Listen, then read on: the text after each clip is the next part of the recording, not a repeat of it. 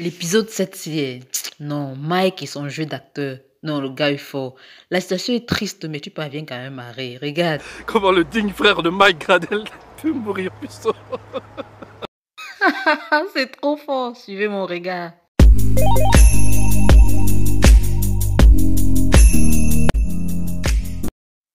Coucou les amis, avant de commencer, n'oubliez surtout pas de liker, de vous abonner, mais surtout d'activer la cloche de notification. L'épisode commence avec le long monologue de Mike sur la tombe de Frank. Mike nous montre là que malgré tout, malgré toutes les divergences qu'il pouvait avoir avec son frère, il l'aimait. Et ça, personne ne peut le démentir.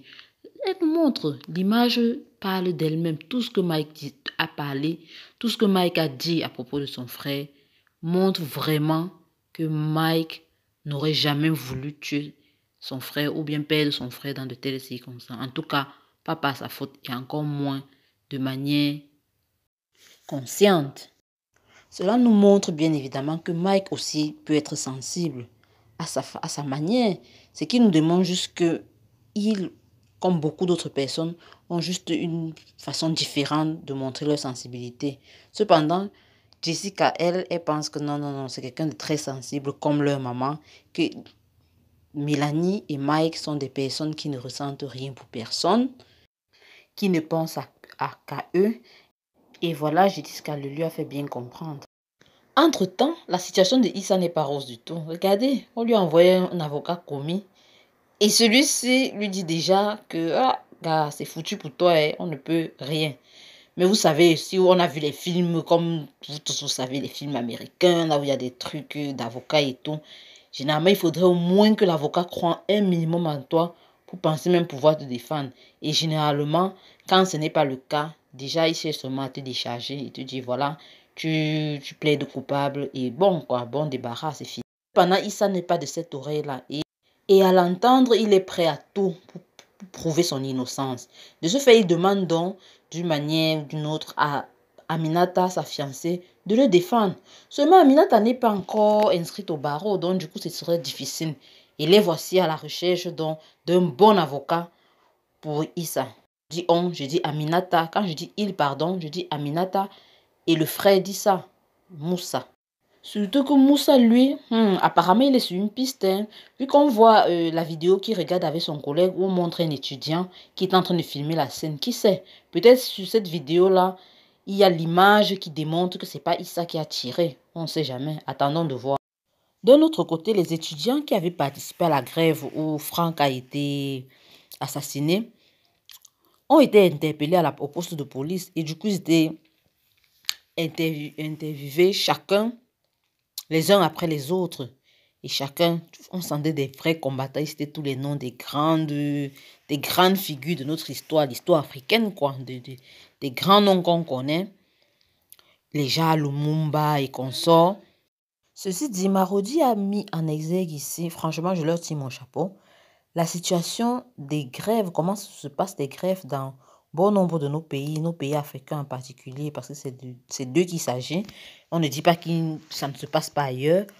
Mais les étudiants en général qui grèvent et qui sont souvent maltraités, parce qu'on a vu comment, bien évidemment, derrière, il y a eu du sabotage et tout ce qui va avec.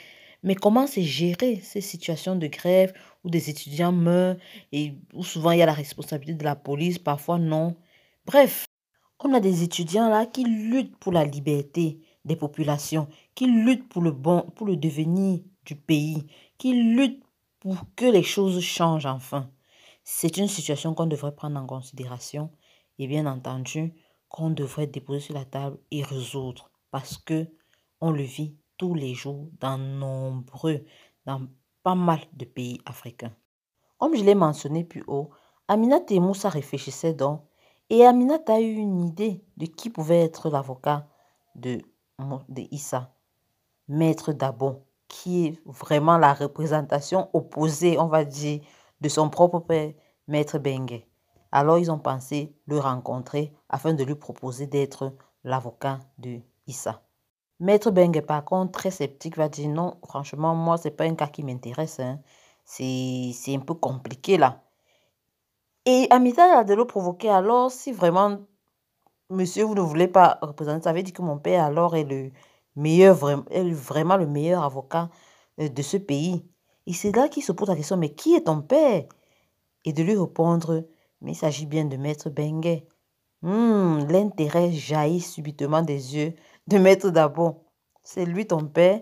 Et apparemment, Maître Dabo a eu à perdre un procès. Et la seule fois où il a eu à perdre, il était en face donc de Maître Benguet.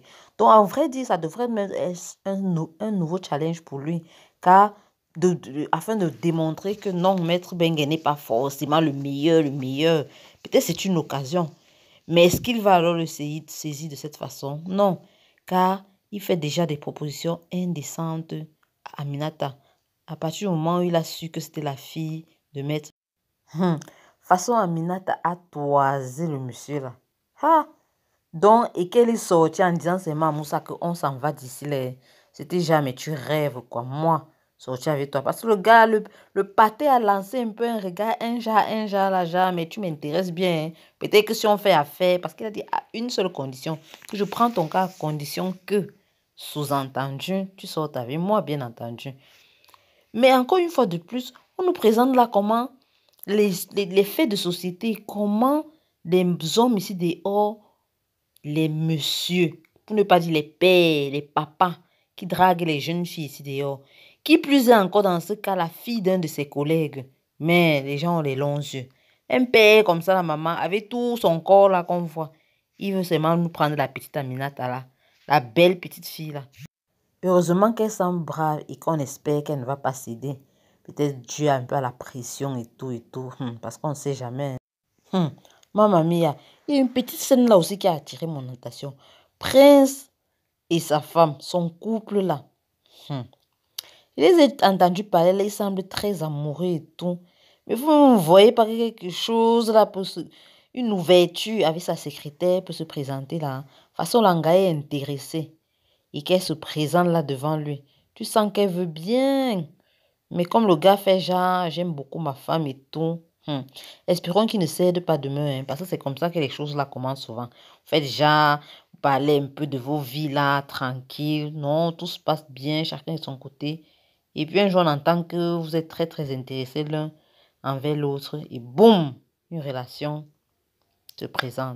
Et comme on connaît les filles ici dehors là, les jeunes petites filles là, qui sont dangereuses là, parce que de toute façon, le gars demande, est-ce que si quelqu'un du bureau te drague, tu vas accepter? Déjà, ça dépend de qui.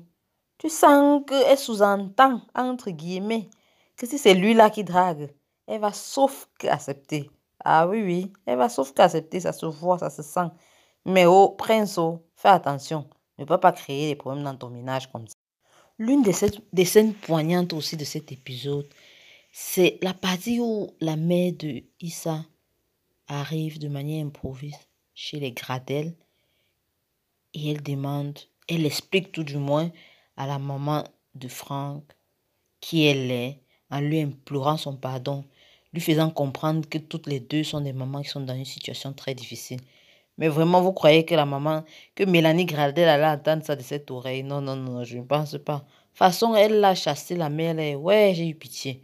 Mais sincèrement, hein, je n'aimerais pas me retrouver dans la situation d'aucune de ces deux femmes-là. Que ce soit la mère de Issa, elle a un fils qui est innocent, qui va en prison. L'autre maman ne sait pas si Issa est innocent ou pas. Elle sait que son fils est mort et qu'on lui dit que c'est la police. Donc, elle ne veut rien comprendre. Et du coup, elle va juger. C'est tout à fait normal. Les deux sont dans des situations délicates. Et ce serait difficile que l'une comprenne l'autre. Et oui, c'est comme ça la vie malheureusement. On se souvient qu'au tout début de l'épisode, Jessica avait demandé à Mike, mais où se trouve le portable de Franck? Personne ne l'a vu. Et Franck lui répond, mais il ne sait pas. Et c'est dès lors qu'il se pose des questions, mais peut-être quand j'appelais Franck, il n'avait même pas son portable sur lui. Il est donc allé contacter, je parle de Mike, qui allait contacter donc son ami qu'il avait envoyé à la grève, repérer le téléphone de Franck. Et ils l'ont trouvé donc, c'était à la cafétéria de l'université. Mais pourquoi Mike cherche autant ce téléphone de cette façon-là? Il paraît suspicieux. Y aurait-il quelque chose d'embarrassant dans ce téléphone? Mais mon petit doigt me dit que Mike va sûrement aller récupérer ce téléphone à la cafétéria, il va tomber sur Angèle. Lui, le tombeur là, va sûrement caler là-bas. En tout cas, mon petit homme me dit que Angèle va caler dans ses yeux. Il va s'accrocher. Je peux me tromper, hein? Mes amis, restez connectés au prochain Congossa. Ciao, ciao.